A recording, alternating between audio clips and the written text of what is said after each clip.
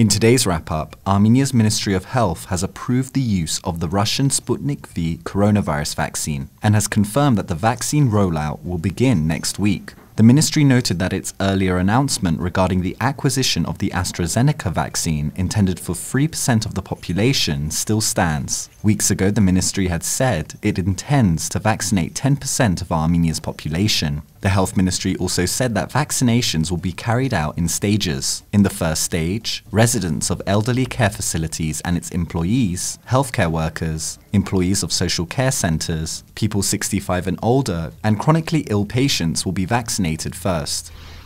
Deputy Prime Minister Tigran Avinyan has announced that residents of the villages of Vorotan and Shurnukh will receive financial assistance due to the terrain of several houses being handed over to Azerbaijan. The residents of these houses will receive a one-time payment of around $600 and then will receive monthly payments of around $110 for 6 months. An additional $110 will be provided per child. Avinyan also reported that new houses will be built for the families who lost their residences in these two villages.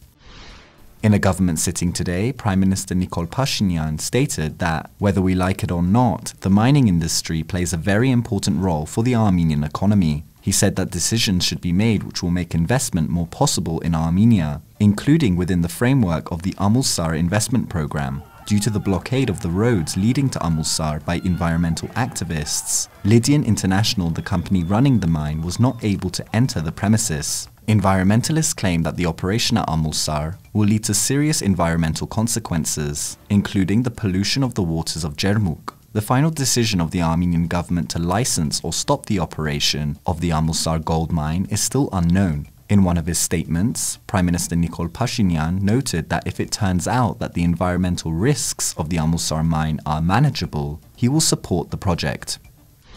Armenia's Minister of Finance, Atom Janjughazian, has told reporters that Armenia's public debt is expected to reach just under $9 billion by the end of the year. It is envisaged that the government debt to GDP ratio will be about 66%. Now Armenia is increasing the debt burden by an additional $750 million.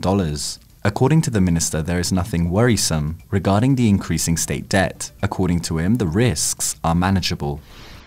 And ＳիվիլNeթ's Artsakh team visited the family of Hamlet and Hermine. The family and their children are staying in 2 rooms in a hotel in Stepanakert. They previously lived in Nor Haykajur, which is in the region of Aghdam, and was handed over to Azerbaijan. Hermine also takes care of her disabled brother. For Hamlet, however, this isn't the first time he has experienced displacement. He was originally from the Tartar region of Azerbaijan and was forced to flee when the Karabakh conflict began in the late 80s. And finally, ＳիվիլNeթ went to see the women of Kuiriks, a group that went from a social media page to a full NGO. We caught up with them as they implemented a new project, Myriks, an initiative to help pregnant women from Artsakh. Kuiriks also actively aided the war effort, with the women of Kuiriks traveling to Karabakh during the war to deliver essential supplies. You can follow Kuiriks on Instagram, Facebook and Twitter, as well as on their website at kuiriks.org.